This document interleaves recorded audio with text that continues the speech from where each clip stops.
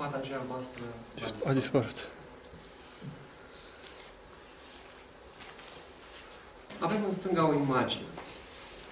Este imaginea unei ființe care, sigur, este deschisă față de întregul univers și este arătată într-un mod simbolic salba celor 7 centri de forță. Așa cum știm cu toții, macrocosmosul sau universul manifestat este structurat pe cele 7 niveluri sau planuri sau straturi de energie, având fiecare frecvența de vibrație specifică. Și sigur că tot astfel, ființa umană, acest micro-univers este structurat aidoma ca și marele univers, exact precum spunea Hermes Trismegistos, care afirma că ceea ce este jos este exact precum ceea ce este sus și ceea ce este sus este exact precum ceea ce este jos, pentru a împlini miracolul totului. Deci, avem o ființă care este integrată permanent în marele ocean al manifestării, cu care ea se află, chiar dacă nu conștientizează aceasta, într-un deplin contact, care se structurează permanent prin jocul structurilor specifice care vibrează în acest câmp fundamental de energie divină în care ființa a fost creată. Același câmp de forță divină se află atât în marele univers, cât și în microcosmosul ființei noastre. Aceasta este o idee fundamentală pe care ar trebui să ne o impregnăm foarte profund în propria noastră conștiință. Acum, sigur, acești centri de forță dumneavoastră îi cunoașteți. De jos în sus, de pe nivelul 1, pornim cu centrul vitalității, Muladhara Chakra, nivelul 2, planul energiilor sexuale creatoare, Svadhisthana Chakra, mai sus, nivelul 3, centrul Manipura Chakra, al 4-lea, centru de forță și de conștiință, Anahata Chakra, al 5-lea, Vishuddha Chakra, al 6-lea, Ajna Chakra, al 7-lea, Shahajana. Există o localizare foarte precisă a acestor centri de forță. Ea nu este absolut deloc întâmplătoare. Tot ceea ce este structurat în marele univers se află într-o reflectare analogică în propria noastră ființă. Aceasta înseamnă că dacă vom regăsi în marele univers principiile cauzale, formatoare, ca lumea, această lume, să își moduleze sau să își exprime frecvența de vibrație modulată pe elementul pământ, vom regăsi elementul subtil pământ și în ființa noastră. Iar acest element subtil pământ permite structurarea în ființa noastră a elementului solid, a structurii, a corpului nostru de carne, a aspectului substanțial fizic, da? Care este reprezentat de corpul nostru fizic.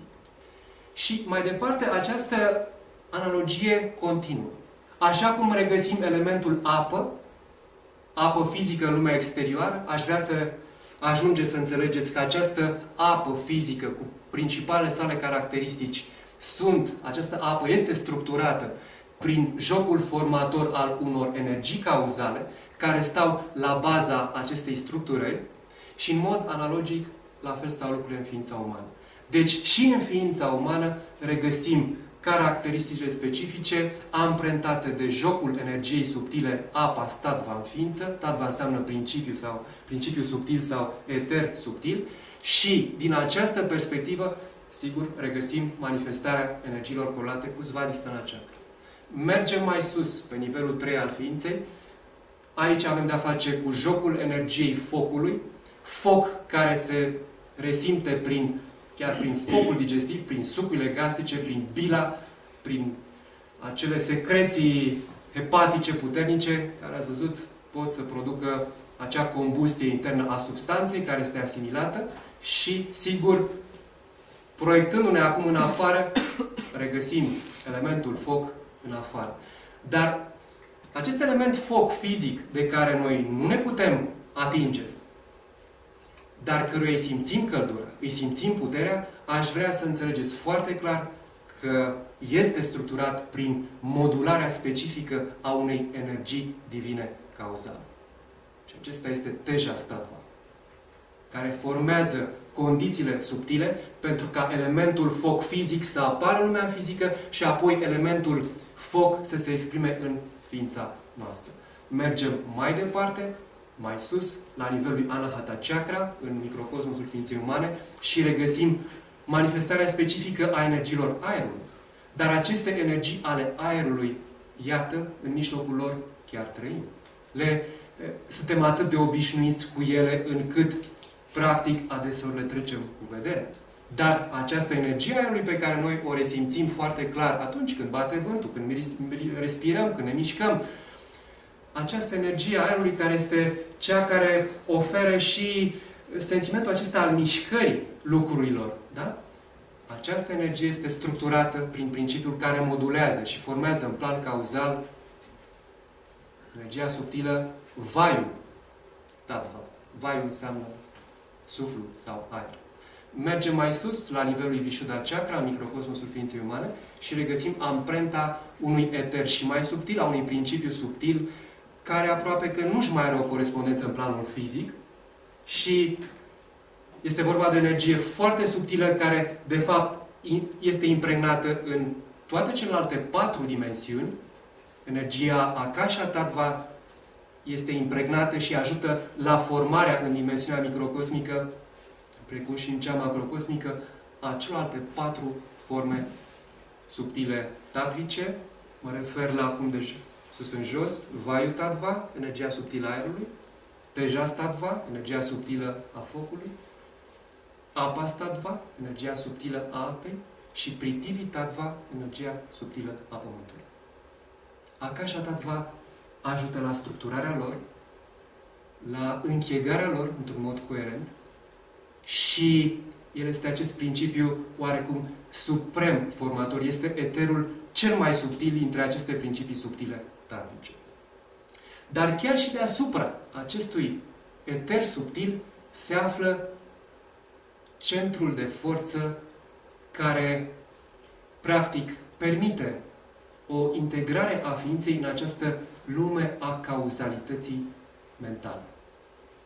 Avem de-a face în acest mare univers cu mintea creatoare a lui Dumnezeu. Se spune că Universul a luat naștere prin această proiecție făcută de Dumnezeu în plan mental. Dacă ar fi să omologăm, exact cum vă spuneam, că ceea ce este sus este și jos, ar însemna că, practic, noi creăm la rândul nostru universul psihomental cu ajutorul acestui centru de forță, de comandă și control, care, practic, în ființa noastră corespunde dimensiunii mentale. Prin puterea gândului, omul este capabil să se înalțe de la pământ la cer. Dar chiar și dincolo de acest element subtil, care este mai subtil decât Akasha Tattva, eterul, Vayu Tattva, energia aerului, Tejas Tattva, energia focului, Apas Tattva, energia apei, și Prithivi Tattva, energia pământului. Deci, dincolo de aceste eteruri, dincolo de energia subtilă a minții, se află, de fapt, principiul divin suprem. Despre Dumnezeu nu se poate spune nimic. Pentru că cel care ar încerca să spună ar risca foarte mult să intre în ridicol.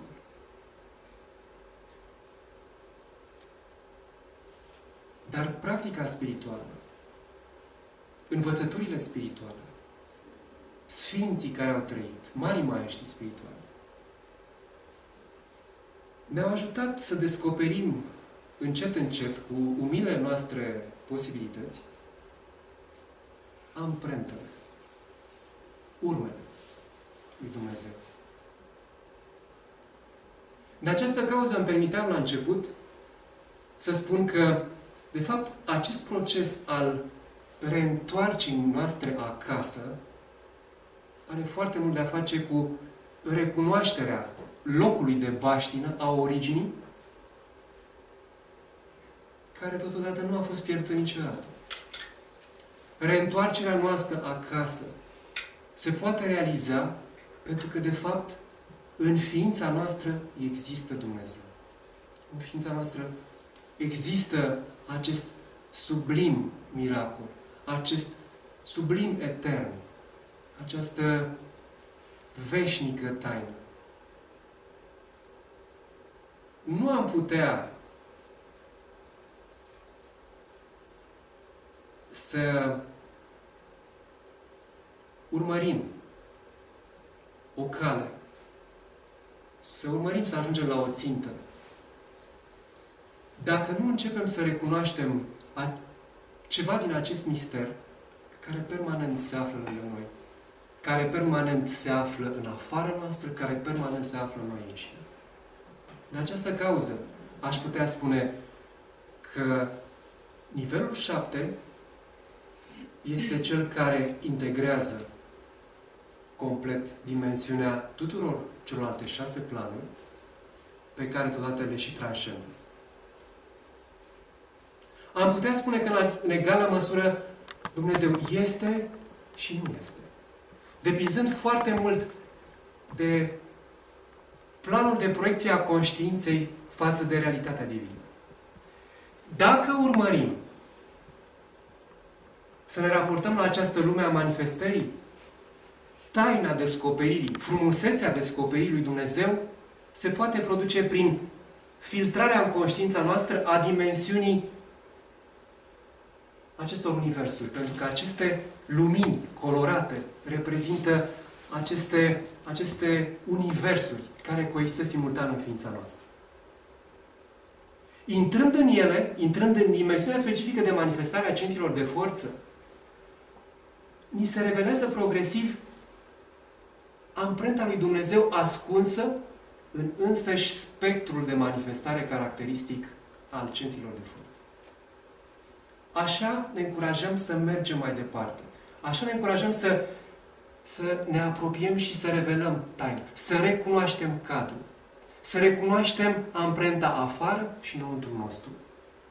Apoi, după ce am recunoscut aceste aspecte, să-i privim altfel pe ceilalți. Pentru că și ei sunt la fel ca și noi. În momentul în care apare această recunoaștere, ieșim din această lume a separării, în această lume duală, în care am rămas atât de mult timp și putem să trecem și într-un aspect în care să ajungem să trăim această dimensiune a existenței în unitate, în armonie, într-o perfectă aliniere, așa cum vedeți pe verticală, care duce ființa de aici de jos, din această lume a Pământului, către în sus, pentru a integra Universul macrocosmic infinit,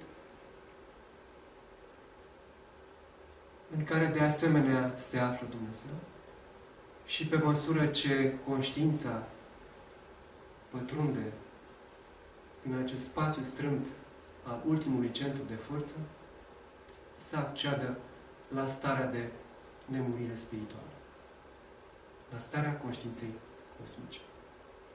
Așa cum vedeți, ultimul plan, planul 7, este lumina albă. Lumina albă nediferențiată.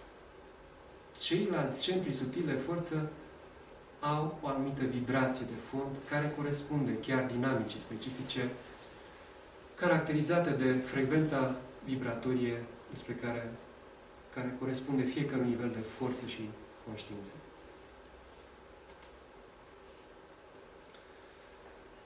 Deși au o permanentă reflectare în corpul nostru fizic, în așa numitele plexuri nervoase, și sunt prezentate acolo, o să vă rog să și parcurgeți puțin aceste idei forță. Totuși, ei influențează în mod subtil, ajungând în dimensiunea fizică, chiar și organele noastre interne. ei influențează corpul nostru de carne, pentru că toate organele noastre poartă amprenta specifică a forței vibratorii, a câmpului specific de manifestare a fiecărui centru de forță. Dacă pornim de sus în jos, știți foarte bine, avem de a face cu două glande foarte importante, glanda pineală, glanda pituitară, care corespund centrilor subtili superiori, ajna și așa. Avem de a face cu glanda tiroidă, care este controlată de vișuda. Avem de a face cu timusul. Ați văzut, sistemul acesta imunitar este foarte mult reglat cu timusul și starea noastră afectivă depinde foarte mult de starea de trezire, de bună funcționare a timusului. E bine, uneori ne scapă faptul că acești centri subtili de forță au atât de mare influență asupra corpului nostru fizic, în bunăstarea sa fizică concretă. Ceea ce însă reprezintă o caracteristică în ceea ce a mai fost prezentat de-a lungul timpului legat de centri de forță, este că aș vrea să începeți să vă raportați la centrul 1 și 7 într-un mod oarecum mai specific. Vedeți dumneavoastră, când stăm în picioare, însăși condiția verticală sugerează acest contact al ființei noastre cu Pământul și totodată corpul nostru fizic se află într-o vecinătate cu energii puțin mai subtile. Poate că nu simțim foarte ușor energia aerului la picioare. Da? Dar categoric, energia aerului, dacă ne mișcăm puțin, o simțim prin haine. Dacă stăm afară, simțim vântul cum bate. Da? Mai mult decât atât, când ridicăm capul către cer, se revelează o panoramă, o dimensiune care se deschide ființei noastre. Parcă atunci când privim numai către în sus, ne scapă puțin priza, legătura noastră cu Pământul. E bine, între sus și jos, omul se află ca o coloană de lumină. Această coloană de lumină prezintă aceste sasuri, aceste porți, aceste intrări. Microcosmosul ființei noastre se află interconectat cu Marele Univers prin aceste sasuri. Dar unul dintre ele, Muladhara Chakra, despre care vom vorbi astăzi, te leagă de Pământ. El urmărește să te conecteze la Pământul Mamă. Analogic vorbind, se creează aici priza de conștiință pe instrumentul concret, pe aspectul de substanță, de concretețe, pe care noi nu-l putem ignora niciodată. Atâta timp cât suntem încarnați și în viață. Dar, totodată, cel de-al 7-lea centru de forță este mereu deschis și arată orientarea către sus. Dimensiunea ultimă semnifică, de fapt, poarta prin care conștiința noastră poate pătrunde în dimensiunea tainică a conștiinței cosmice, divine. Poarta, vortexul, tunelul, sasul, corelat cu primul nivel, centrul rădăcină, Muladhara, ne conectează amplu, profund și aliniază ființa în spectrul de vibrație specific al acestei lumi. Această lume, care este o lume foarte frumoasă, este o lume care își respectă propriile legi. Este o lume și un univers care, prin frumusețea sa, te invită aproape să-l posezi. Și aici anticipez puțin ceva din misterul pe care Muladhara Chakra ni-l revelează progresiv pe măsură ce pătrundem în dimensiunea sa specifică de manifestare. Din această cauză am figurat aceste porți, prima și a 7-a în felul acesta. Între roșu și alb se află apoi un spectru specific de vibrație, aceste canale subtile de energie, aceste vortexuri, permit integrarea specific modulată pe fiecare nivel de forță, de la nivelul 2 până la nivelul 6, și vedeți că au o amprentă specifică care corespunde nivelului de emisie și recepție. Nu aș vrea să înțelegeți că pe undeva prin față se primește, pe undeva prin spate se emite, ci mai degrabă este vorba de a înțelege că există o interconectivitate permanentă între structurile subtile ale ființei, care, sigur, ajută la interconectarea cu corpul nostru fizic, atât pe aspectul frontal, cât și pe aspectul posterior. Oricum, această salbă a centrilor de forță se află în afara corpului nostru fizic. Ele își află zona de proiecție pe dimensiunea centrilor, pe dimensiunea fizică, dar într-o structură subtilă care corespunde corpului energetic.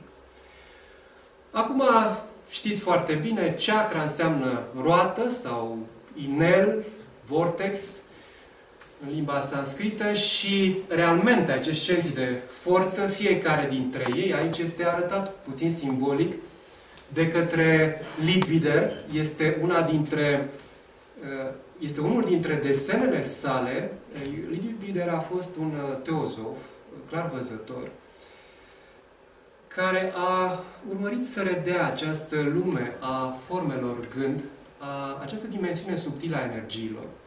Și sigur că el a studiat foarte mult aspecte legate de orientalistică. Este unul dintre primii traducători ai unor lucrări legate de spiritualitatea orientală și respectiv de yoga. Dar el se apropie foarte mult de reprezentările care se regăsesc și în textele sacre și de ceea ce ajunge să practic să descopere acum știința în legătură cu aceste plexuri, cu aceste zone de forță și de energie care corespund plexurilor nervoase în ființa umană, da? În fiziologia concretă. Deci, de exemplu, Muladhara Chakra are 4 zone ca niște sectoare, prezintă deci 4 petale.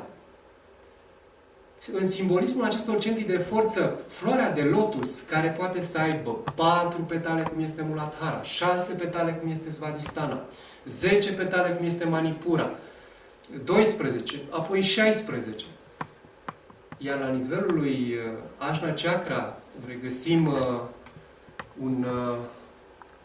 o floare de lotus cu 2 lobi, care fiecare dintre ele are 48 de sublobi, dar de cele mai multe ori regăsim o reprezentare simbolică a 2 lobi, iar ultimul este un lotus cu 1000 de petale, deci cu astfel de 1000 de spițe energetice. Toate acestea țin de simbolismul, de puterea de influență, de caracteristicile care intervin în această dimensiune specifică de manifestare, caracteristică fiecărui centru de forță.